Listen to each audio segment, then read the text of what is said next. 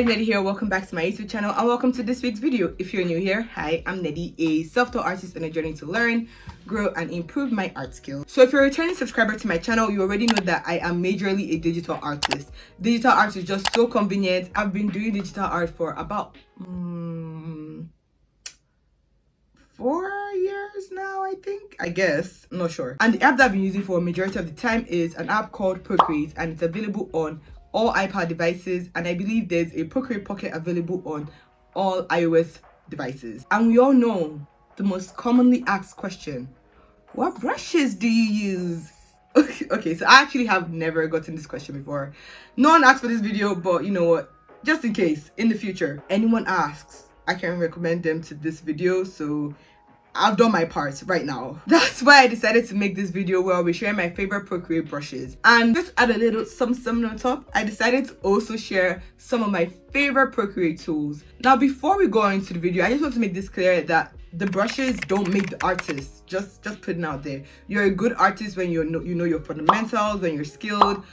No amount of brushes you use can make you a better artist, but brushes can help ease the process, and it can also make some tasks just way easier to like get a certain effect, if you get what I mean. In general, when I work, I don't like limiting myself to brushes. I just tend to like pick whatever feels right to use at that moment. But of course, I do have those favorite brushes that I just naturally tend to gravitate to. Long story short, brushes don't make the artist, artists make the brushes. If that makes sense. So before we move on, don't forget to like, subscribe if you haven't yet, and hit that bell icon so you'll be reminded each time I upload a brand new video. Now let's just get on with it. So we're going to start out with brushes, and I'll be showing you 4 specific type of brushes: sketching brushes, then painting, blending, and finally inking brushes. So the first brush is called Clean Sketch, and it's a brush created by Gene Sketch Brushes, and I believe I got this one in July 2018 from his Procreate Basic 10 brush pack sets. Also, by the way, I'm going to link all the brushes I mentioned in this video in the descriptions with links to where you can find them. Majority of the brushes are free. Some of them are standard default brushes from Procreate. But yeah, back to this brush. I love the brush so much because it literally feels like its name says. It is so clean and so smooth. So I majorly use this brush for 90% of my rough sketches and under sketches, but because of how clean the brush is, I also use it to do some more fine line art type of effects, because I just love how clean it looks when used for more polished fine line art type of art.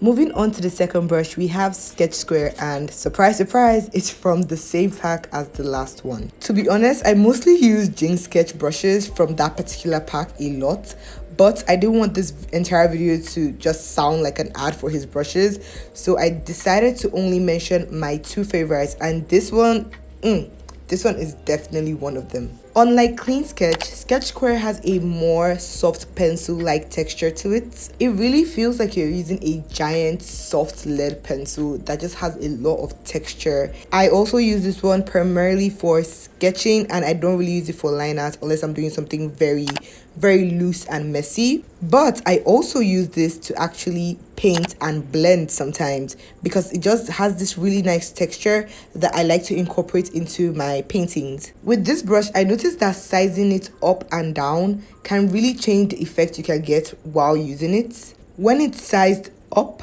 it kind of feels more soft, and you can get more soft, fluffy kind of textures, but when it's sized down, it feels more like you had lead pencil.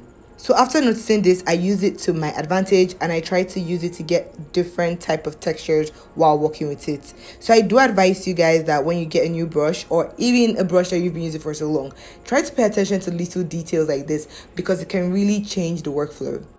Now we're moving on to painting brushes, and the brush I use 90% of the time is the standard default round brush. Yes, I said it, I use the standard default round brush in Procreate for basically all my paintings. Now, I know some of you might be surprised, but honestly, when it comes to art, digital art especially, simple is truly better. I remember I always avoided using this brush for the longest time until I had to use it for a Skillshare follow along class. And after that, I truly felt no other reason to use any other type of fancy brush, literally after using it. All I need to create a good painting is the default round brush set to pressure sensitivity and tweaked a bit to my preferences, and honestly, I'm done. I'm good to go. One of the biggest pros to this brush is it's literally free and comes as a default brush on Procreate. So if you have access to Procreate, which obviously you probably do if you're watching this video, then you can literally use this brush. Like, it's open for anyone and everyone. And I would suggest you tweak the settings a bit to your preference, like maybe change the sensitivity and all that fun stuff. But basically, the round brush is a super duper good brush for painting and filling in large blocks of space. I like how you can basically get a lot of textures and a lot of effects just from the same round brush. The round brush is just a general brush, so if you've never used the round brush before, maybe you think it's a little bit too basic, I would advise you to hop on this train, because this is the way to go. The next brush I would say goes hand in hand with the round brush, and that is the soft airbrush.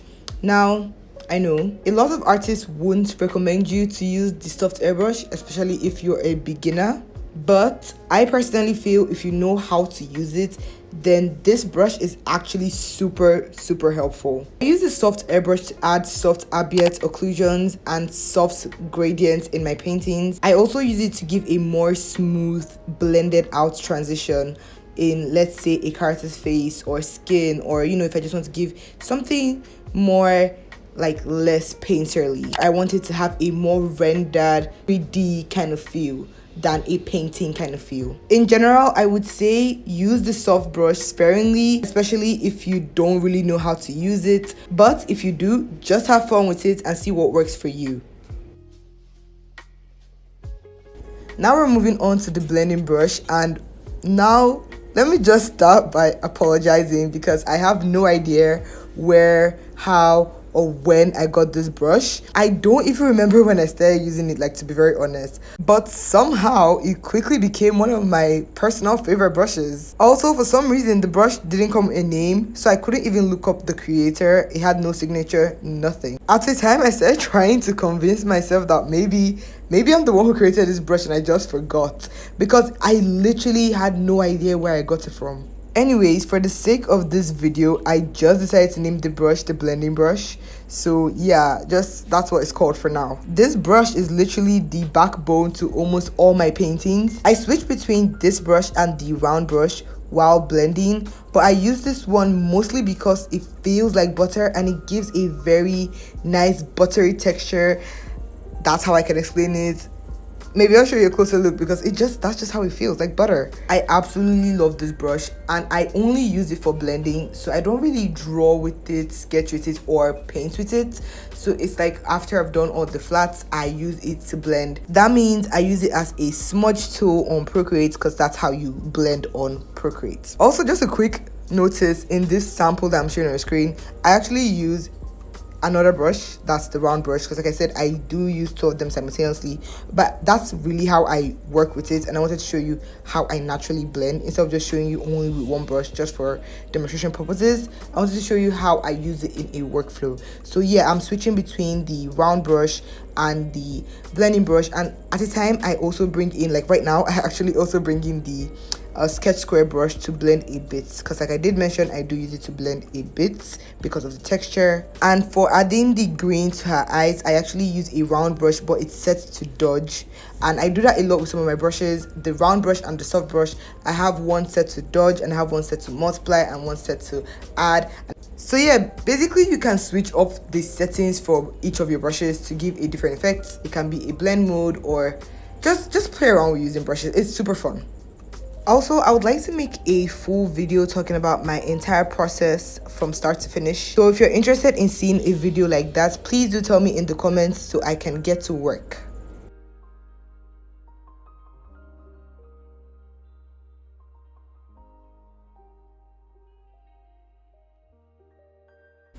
The last brush I'll be mentioning today is my inking brush, and let me tell you guys a secret.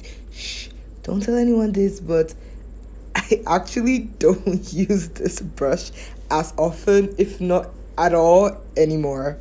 But I do have a valid reason for mentioning it in this video. If you know me from my older artworks, then you would know that my past art style was more stylized and cartoony, and I used this very cel shaded style. So my work was very line art heavy. And the brush that I always use for the entire process was this brush created by George Brushes, and it's called the Fading Edge. Now this brush comes from his inking brush pack, and it's a free brush pack, so if you're interested you can check it out. I personally just tweaked this brush to my preference and made it a little bit more streamlined so it would be easier to control. And I wanted to mention this brush majorly because I feel it's really played a huge part in my artistic growth and in my journey as an artist, as a self-taught artist, trying to improve, trying to grow, trying to see where my style is headed. So yeah, this brush actually has a very special place in my heart. So for anyone who is interested and likes the whole inky art style, I would highly recommend this brush, in fact the entire brush pack, so please check it out if you are interested.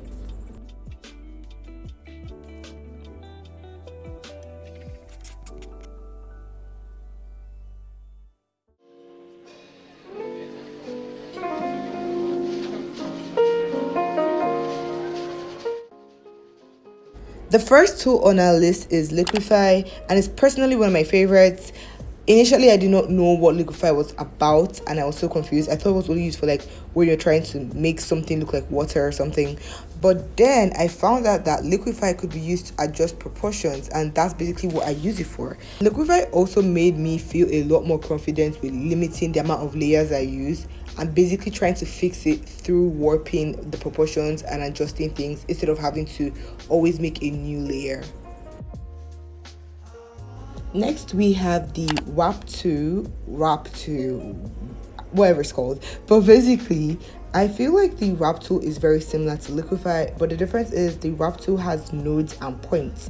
I like using the wrap tool, I'm just going to call it the wrap tool, okay?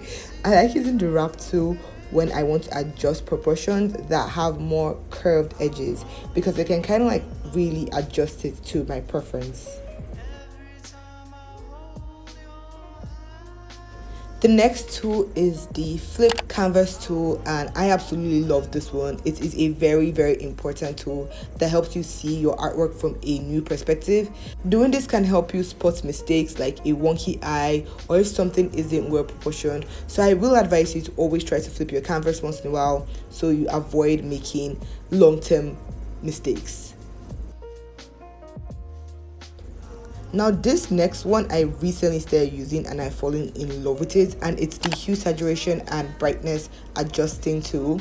And honestly, I had so much difficulty with colors for the longest time, but now with this tool I can easily adjust the saturation, the brightness and the hue super easy, and I don't have to make any drastic decisions because before I click OK I can see so many options and I can preview it, I can reset it, and I just think it's so convenient. And if you aren't using this tool yet, get on it real quick.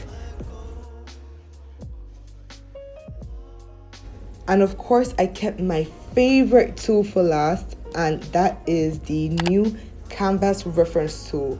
Now God bless Procreate for creating this, because I remember seeing it on Photoshop for the first time and I was so envious of it. But now in the latest Procreate update, we got a canvas reference tool, so you can reference your canvas or add a photo reference from your gallery. But I personally use it to reference my canvas because it's just so handy being able to see what you're working on even while you're super zoomed in. So yeah, canvas reference is definitely my favorite of them all. And that is it for the video, guys. Hope you guys enjoyed watching. Thank you so much for sticking to the end, and I'll see you in the next one. Bye.